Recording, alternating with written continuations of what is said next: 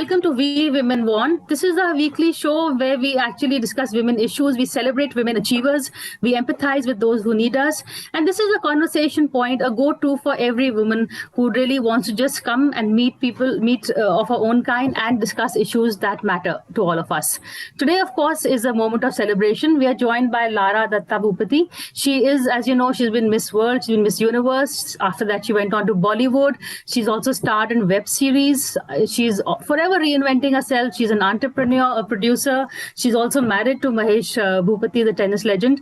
But congratulations and welcome to our show. I believe touch wood, this is a good moment to be Lara Dutta. Everything, your are doing well, your business is doing well. Welcome to our show. Thank you, Priya. Thanks for having me. I'd like to begin with, the fact that I was saying that, you're someone who's constantly reinventing herself from your journey from Miss Universe to now being a woman entrepreneur. So let's begin with the latest first. What exactly are you doing? You're doing skincare products, your chain. In fact, it's called Arias, right? And now you're also tied up with the kid care products. So something about that, if you can tell us. So yes, of course. 5 years ago, Priya, I started Arias. Arias was born, purely from something that I kind of felt over. I've been in the business for 26 years, and most of it has primarily been in the glamour field. Started off as a model, of course, then as a beauty queen, then as an actress and a producer. And I felt that over the years that I had been putting all kinds of products on my face, I genuinely felt that there was nothing in the market that was a homegrown brand or a homegrown product that addressed the needs of Indian skin and the way Indian skin ages, across the spectrum and across the different decades in our life. And so wanting to do skincare is something that I've aspired to wanting to do for a really long time, but obviously never had the time while I was a full-time actress. So when my daughter, Saira, was born, the name is Saira spelled backwards. Correct. So Arias is Saira spelled backwards. That was my way of keeping Saira close to me, through whatever it is that I decided to do in life. And it took me about 2 years of research and development with, leading dermatologists in India and Singapore, from France, to really develop and create Arias Skincare, which we launched 5 years ago.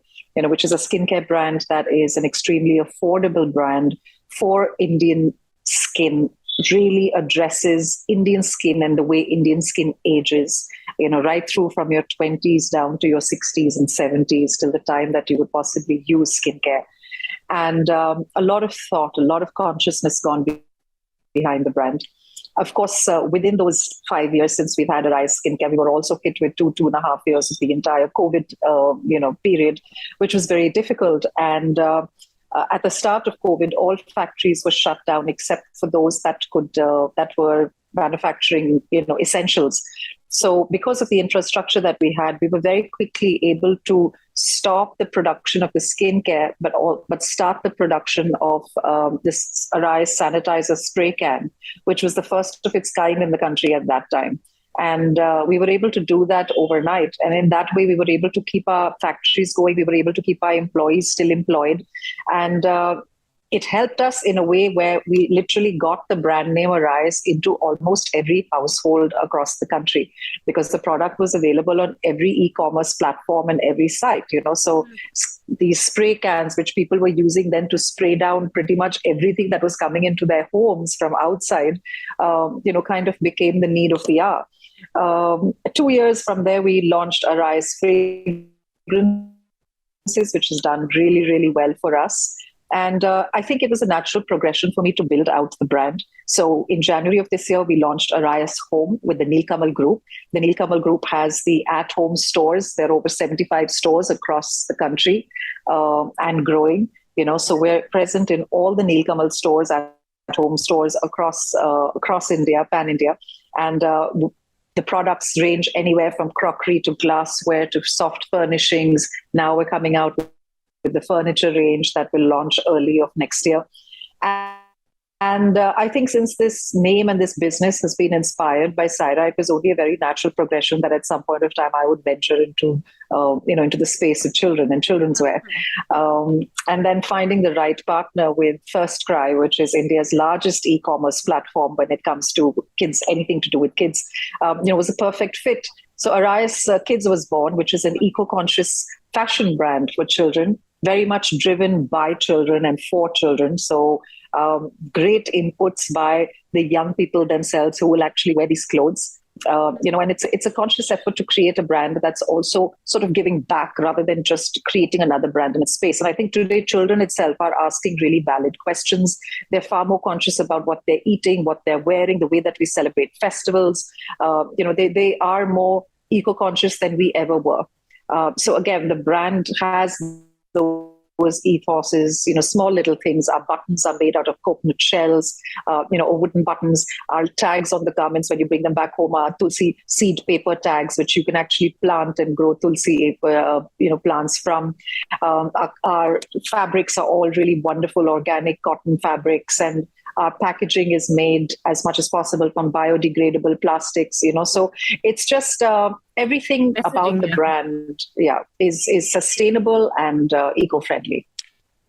But how much is this also, because I've been, following you and hearing your interviews. So what comes across is not just a woman of style, but a woman of substance also. Subliminally, subconsciously, was there a need that perhaps, because women who win beauty pageants are supposed to be just, all about looks. But here you also have shown that there is more to you than just a good looking woman. There is a business side, there's the entrepreneur side, and a side that reinvents according to the need. Was there I think, Priya, for me personally, it was by default that, in my life, the things that have been the I would say titles that I'm known by, come from a glamour space or from the beauty world. So I never really ever considered myself the most beautiful woman in any room. There have been times where I have considered myself, it might sound conceited, but I have considered myself many a time the smartest woman in the room. So that's a much better title. I don't think for me. So for me, I don't think that I've ever sort of boxed or labeled myself. I've never really curtailed myself to say, okay, this is what I'm good at. I'm known, I am Miss Universe.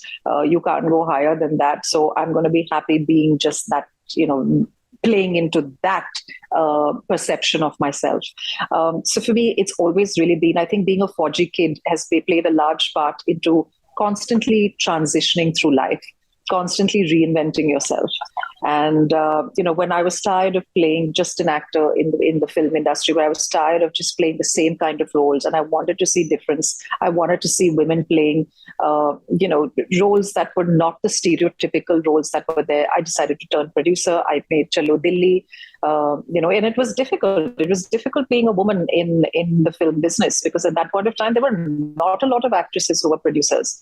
And I did face a lot of misogyny, and because I think men in this business, it's primarily run by men. They're very happy to discuss creative things with you, but they're always looking over your shoulder to see if there's a man standing behind you who's going to discuss the business aspect of things. But those are learnings that I took with me when I started my entrepreneurial journey. I have to be very honest and say that in the business world, I haven't faced as much discrimination as I did at the start in the film industry. But I feel like in some small ways, you've also helped pave the way for women that have come after you. Your struggles have kind of made it easier for women. And they've been women, so many women that I look up to in the entrepreneurial space who've done that for me, which is why it's easier for me to function here in this space. So you're very right, that it's about women lifting women up as we go along so that we make our lives and everybody else's lives along with us easier. You often talk about the power of the sisterhood, and you also have two sisters who are, I believe, both in the Air Force. So kudos to them also. One is in the Air Force. Yes. But we've seen a movement happening where women need to come together, bind together, the Me Too movement. And you've spoken also very vocally about it. You've been very vocal on it. Yet, the industry is not being so proactive about it. Are you somewhat disappointed by the response? No, I'm not. And I'll tell you why, Priya, because it took a lot of courage, right, for a lot of women to really come forward and share their stories. A lot of courage. I don't think a lot of people realize what it took from the women who actually shared their stories and called people out, what it took from them.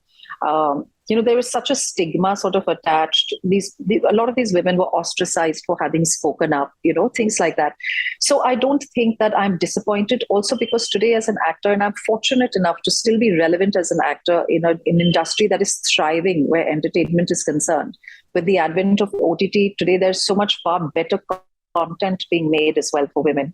And I'm fortunate to be right in the, in the crux of it, right in the throes of it. And from what I see today, every single contract that I sign has a sexual harassment clause in it, which never actually existed ever before in the industry. And it's not just the actors and the producers and the directors. Every single crew member has to sign this contract when you're working on any kind of project. So this is a big win. These are not small things. And this came about because of the fact that the Me Too movement gained the kind of momentum that it did. So, I always say that you take the wins where you get it, you celebrate those wins for what they're worth, but then the work continues. It doesn't stop. So it's where women are concerned, it is about having a tribe. It is about lifting women up along with us. It's about, not now clawing women out of the way to grab opportunities, but creating enough opportunities where women don't have to do that. There's enough opportunities for all women present. So today, if you ask me, and I know there's a big discussion on now about, whether people who were called out during Me Too deserve second chances, should they be allowed back into the industry? I don't think the conversation is about that. I think the conversation right now is what are we still continuing to do to ensure that we have more and more women in stronger positions within this industry, to ensure that other women within the workplace are safe. That there are some kind of, checks and balances in place. What are we doing as women to ensure that women get into those positions? And I also feel that as women, we always hold men accountable, but we don't hold other women accountable. Why don't we hold each other accountable? When women are in those places of position and power and things like that, why do we become complacent, or why do we stop speaking up because now I'm in a position and I don't want to lose it? We have to hold women who are in power accountable. I think that it never should stop. That, I think, is probably the best answer or the best comment on the Me Too controversy that I've heard so far. That's an excellent take, really. But is there any role that you would feel that you would never do because, maybe it shows women in a bad light, or when you look at your roles, does that also come into consideration? No, look, I'll tell you, I have played out in this industry for now, at least in the film industry, for almost 20 years, So I've done films that have gone on to become big hits, cult classics in their own terms, with no entry and films like that. That today are, yes, I in the comedy genre may have shown women, in the not in the best light, where you say, okay, men were justified, with infidelity. That was considered to be okay for men, but, not for women and things like that. But I look at it from a point of view where I am an actor primarily, first and foremost. I'm not an activist. If I was a social activist, I would be a different person. I'm an entertainer. There is a certain responsibility that I have as well as an entertainer. Today, as a woman, I'm playing characters that are my own age on screen. Actresses who came before me never had that luxury to do that.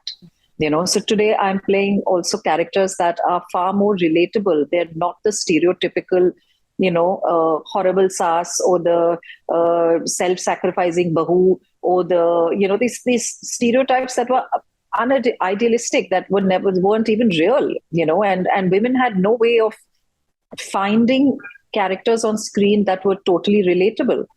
And I think today, when you're playing those kind of characters, you have the opportunity of also addressing issues that are very specific to women.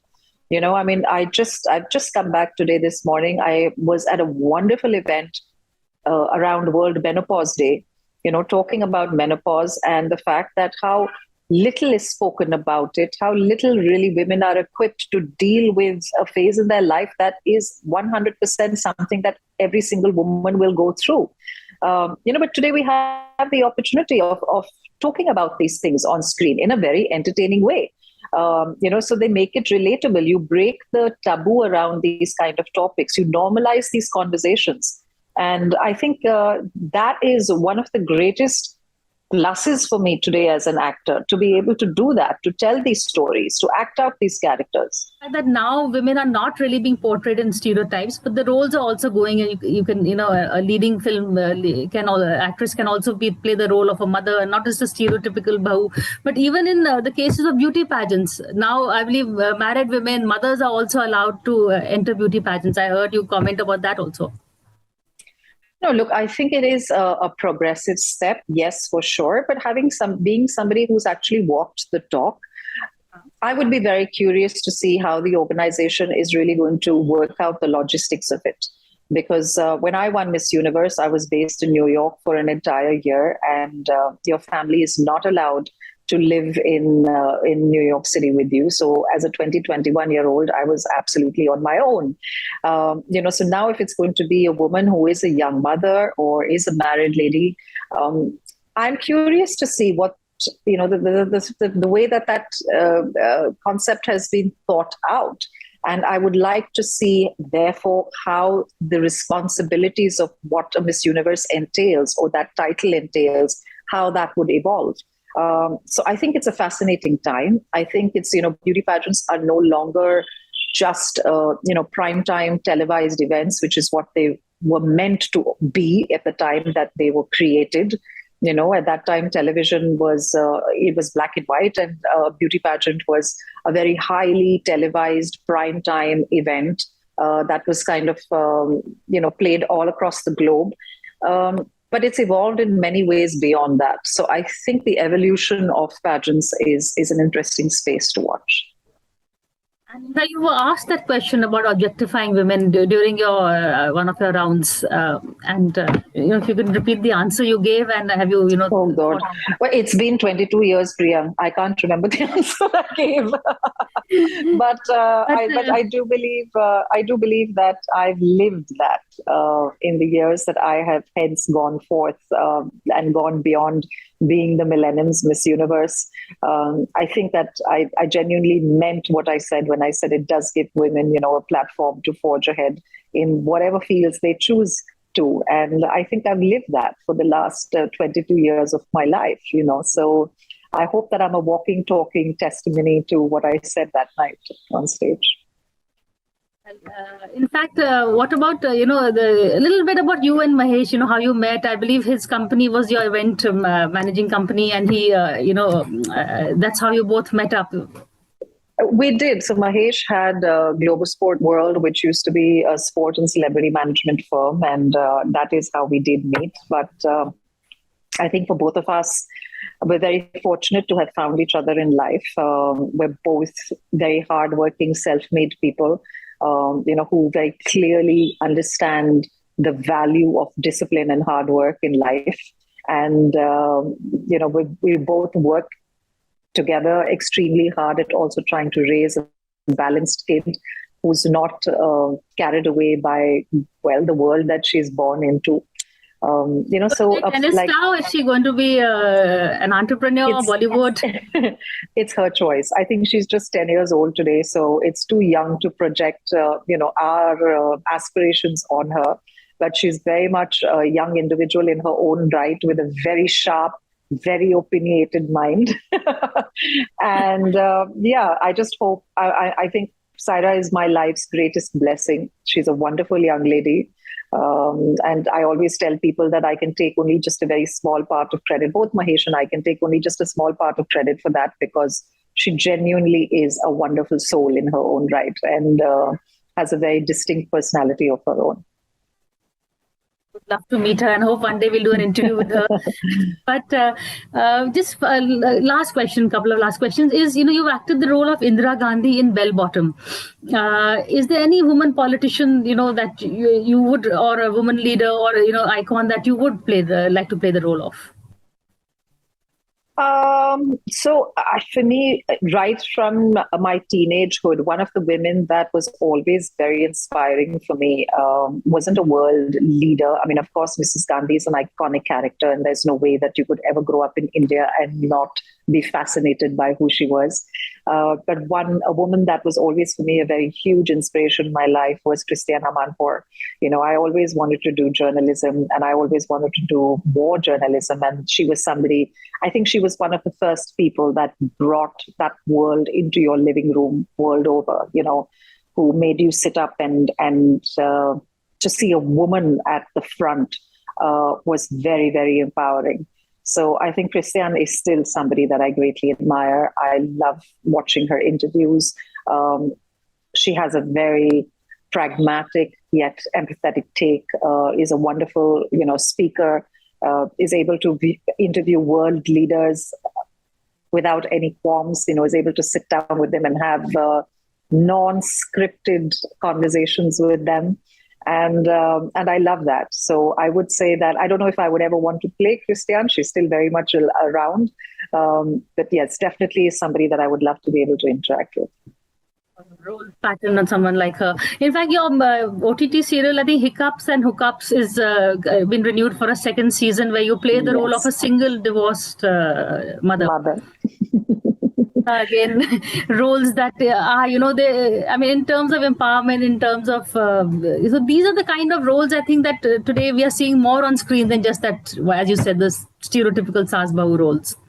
No, for sure. And, I started my OTT journey with playing Soumya Shukla, ACP Soumya Shukla in 100, which was again a female cop, but she was somebody who was unabashedly ambitious, kind of lived life on her terms, had an extramarital affair, was manipulative when she needed to be. So you're not playing these idealistic, perfect women on screen anymore. You're playing real women, with real needs and real vulnerabilities.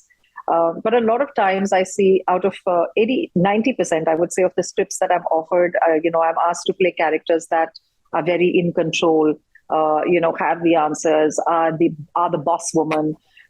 Which is why I actually love playing Vasudha Rao, my character in Hiccups and Hookups, because at the age of 40, she's clueless. She doesn't have all the answers to life. When you think that you should have everything figured out and neatly tied up in little bows, she's very, very vulnerable, leaving herself open to finding love and a second chance in life, much to the horror of her daughter, who's also treading out into the world, into the dating world herself.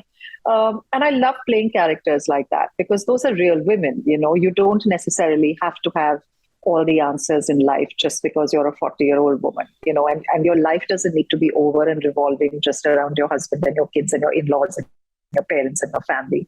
I think it's very important for a woman to claim her own sexuality, to take up space for herself, and I love the fact that I'm able to play characters on screen like this. Thank you so much, Lara Dutta. You've given us a brilliant interview. In fact, there's so many quotable quotes here, and we look forward to maybe roles being reversed, you sitting in the anchor's chair in your next role. And why not?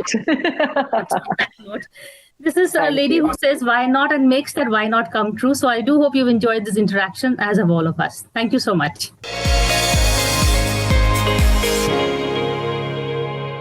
For more such videos, subscribe to the NewsX YouTube channel, hit the bell icon.